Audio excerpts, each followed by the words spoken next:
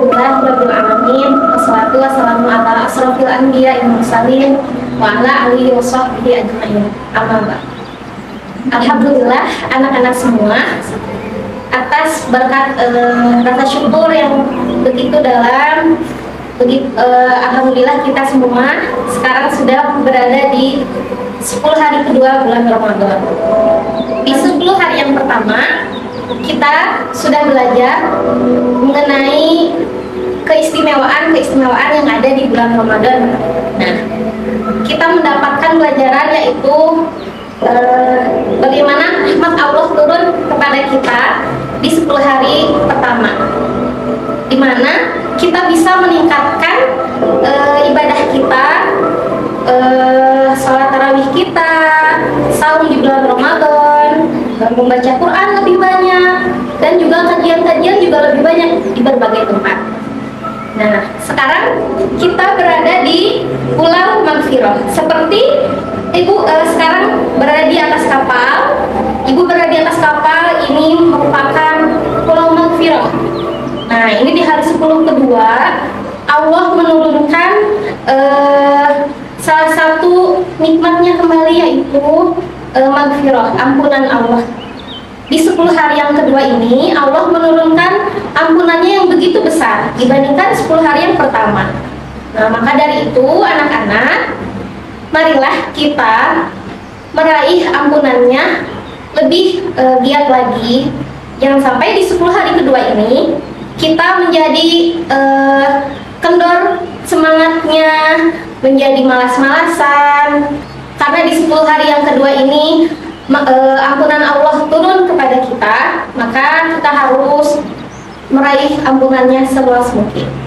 Seperti di peta yang telah Bapak Ibu kirim, anak-anak bisa pegang sekarang petanya, ya. Kita bisa melihat di situ aktivitas apa saja yang bisa kita lakukan dalam 10 hari kedua ini. Contohnya berwudu sebelum tidur, di situ anak-anak nanti ditandai, warnai di dalam petanya, lalu mengumpulkan palapak, berikutnya membaca Al-Quran, ada ngabuburit bersama keluarga atau bersama saudara, berikutnya memaafkan kesalahan teman, selanjutnya berbuka puasa dengan air putih dan kurma. Nah, berikutnya ada membaca kisah Nabi, membereskan kamar sendiri ya, lalu tadarus bersama keluarga dan mendoakan orang tua. Nah, itu adalah peta yang telah dibagikan kepada anak-anak dari Bapak Ibu guru. Silakan diisi supaya kalian bisa melakukan aktivitas-aktivitas yang bermanfaat. Nah, berikutnya anak-anak, Ibu mempunyai suatu kisah dari sahabiah yang bernama Hindun binti Utbah. Nah, Hindun binti Utbah ini merupakan pembela Islam yang pemberani, gitu ya. Nah, untuk episode yang pertama ini akan mengisahkan tentang seorang musuh Islam, yaitu Hindun. Loh, Ibu kok tadi digelari pembela Islam, kok sekarang jadi musuh Islam? Nah, maka dari itu anak-anak harus menyimak sampai akhir ya. Jadi Hindun binti Utbah ini merupakan keturunan dari suku Quraisy, ya anak-anak. Beliau ini merupakan suku Quraisy dan orang keturunan kaum musyrikin yang sangat membenci Islam. Ia memiliki nama Hindun binti Utbah dari ayahnya, yaitu Utbah bin Rabi'ah. Nah, suaminya bernama Abu Sufyan. Nah, anak-anak, kaum musyrikin pada saat itu sangat ingin menghancurkan Islam. Mereka merencanakan berbagai rencana untuk menghancurkan Islam dengan keji. Ya, salah satunya Hindu dan Abu Sufyan ini merencanakan hal-hal yang sangat keji untuk menghancurkan Islam ini. Nah, berikutnya di cerita yang berikutnya yaitu kebencian Hindu terhadap Islam itu semakin menyala ketika perang Badar. Ya, saat perang Badar terjadi, ketiga orang yang dicintai oleh Hindun itu ayahnya, saudaranya juga pamannya mati terbunuh oleh Hamzah. Saat itu ketiga orang yang dibunuh oleh Hamzah bin Abdul Muthalib yang merupakan paman Rasulullah membuat Hindun sangat sedih dan ingin balas dendam terhadap Hamzah. Nah, akhirnya Hindun membuat rencana bersama suaminya untuk apa? Untuk merencanakan kembali peperangan. Ya, lalu 1 tahun kemudian 3.000 kaum musyrikin siap untuk berperang kembali, yaitu di perang Uhud. Nah, saat itu Hindun memerintahkan budaknya untuk membunuh Hamzah, gitu ya, untuk membunuh Hamzah karena ia sangat dendam kepada Hamzah. Lalu apakah berhasil? Ya, saat itu budak dari Hindun tersebut berhasil untuk membunuh Hamzah. Nah, saat itu karena berhasil, maka budaknya dibebaskan oleh Hindun. Sedangkan Hindun sendiri itu merasa sangat bahagia karena Hamzah akhirnya bisa terbunuh. Lalu apakah sampai di situ ceritanya? Nah, sekarang hidayah Islam datang kepada Hindun dan suaminya. Ketika Allah sudah berkehendak, maka tidak ada yang bisa kita lakukan. Hindun bersama suaminya akhirnya masuk kepada Islam, justru menjadi pejuang Islam yang kuat, gitu ya. Pada saat itu Hindun awalnya sangat kecewa saat Abu Sufyan suaminya masuk Islam. Peristiwa tersebut diawali saat sebelum peristiwa Fatu Mekah. Nah, saat peristiwa itu Abu Sufyan yang merupakan suami dari Hindun masuk Islam, sedangkan Hindun tidak langsung karena ia merasa kecewa terhadap suaminya. Lalu suaminya pun mengajak kerabat-kerabatnya untuk masuk Islam, sampai Hindun menghinakan Abu Sufyan, ya, karena ia seolah-olah mengkhianati Hindun. Tapi hidayah Allah datang kepadanya di 2 hari setelah Fatu Mekah. Hindun pun masuk Islam. Ia terketuk karena melihat orang-orang begitu hebatnya menyembah Allah, ya, beribadah kepada Allah. Di dalam masjid mereka sholat, mengerjakan zikir, sehingga terketuklah hatinya Hindun.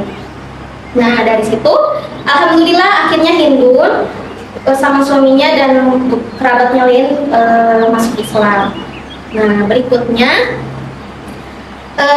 setelah masuk Islam, Hindun akhirnya mempelajari Islam dengan sangat baik. Lalu ia juga berusaha untuk ikut membela agama Islam. Nah, saat itu ketika akan ada perang Yarmuk, Hindun ikut turun dalam peperangan sampai ia menjadi seorang pemimpin juga di dalam perang tersebut.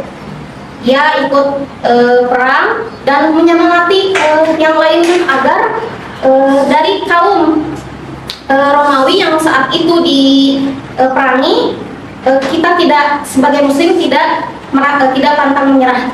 Nah, akhirnya alhamdulillah karena keberaniannya, akhirnya Hindun dan para pasukan lainnya, pasukan Muslim itu alhamdulillah memenangkan perang tersebut. Nah, kisah berikutnya saat Hindun wafat. Saat Hindun wafat itu beliau akhirnya wafat dalam keadaan Islam, ya, dalam keadaan Muslim. Nah, itulah salah satu kisah yang bisa kita ambil hikmahnya. Itu apa? Hikmah yang bisa kita ambil bahwa Allah itu sangat pengampun, ya anak-anak. Seberapapun dosa yang kita miliki, dosa yang kita lakukan, insya Allah